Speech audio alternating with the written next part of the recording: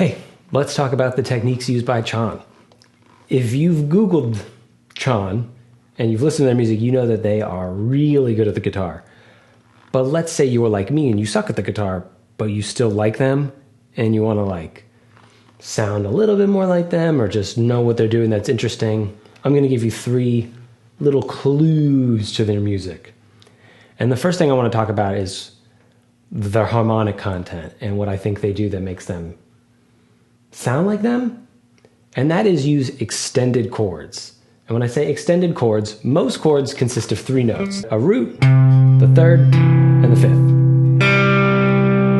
Now, if you play a C major chord, you'll have C, E, G, C, E. That's it, just 3 notes.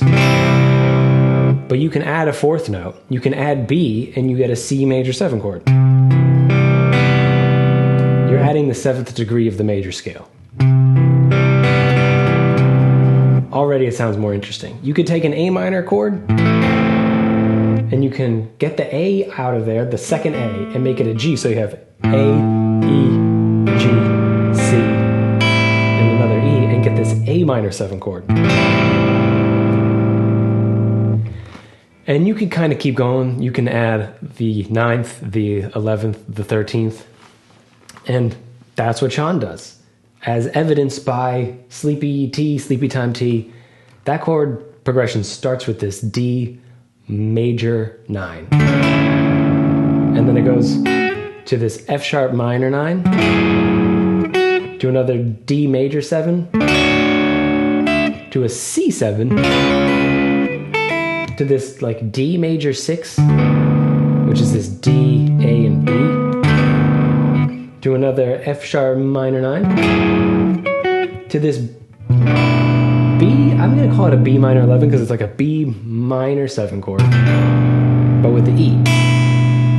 And then the only chord that they do that isn't an extended chord is this C sharp minor chord at the end, but it's in first inversion, which means the low note is this E, and then the lowest note is not the chord name. Like, it's not the C sharp, it's the E. So they're using some very interesting chords. Now, how do you make it sound more Chon-y or chonular? Well, you play those chords as arpeggios across the strings. You can take Bubble Dream, and you have the C major 9 sharp 11 chord, which they play arpeggiated across a bunch of strings. And then they have this A minor 7, slide up to that B minor 7.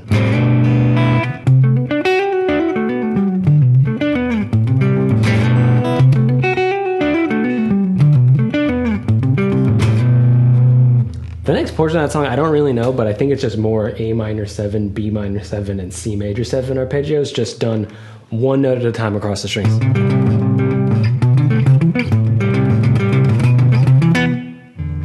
Something like that, right? And then C major 7. They only really use 3 chords for those first 3 sections. C major 7, A minor 7, and B minor 7.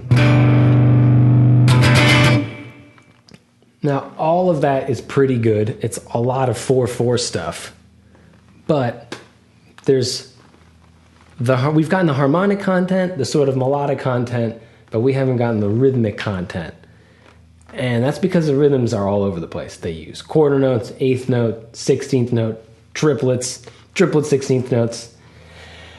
And that's what you got to do to your music. You got to add the quarter notes, 8th notes, 16th notes, dotted 8th notes, dotted 16th notes, all that stuff. Like in Perfect Pillow, they kind of start with this G major 7. Look, it all starts with G major 7, C major 7, D major 7. Just start with a major 7 chord, please. Come on. And it has that. And then it has those like 16th notes.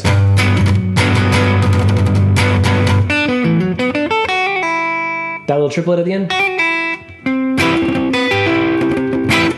Look at D major, or no, that's a C major 7. And then it does this little 16th note triplet run with a D minor, a B minor 7. B minor 7. Well, I think the other guy's doing like a D7 harmony. Maybe I could chop those up together and it'll sound good.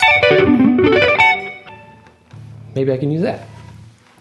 So, yep, like, subscribe.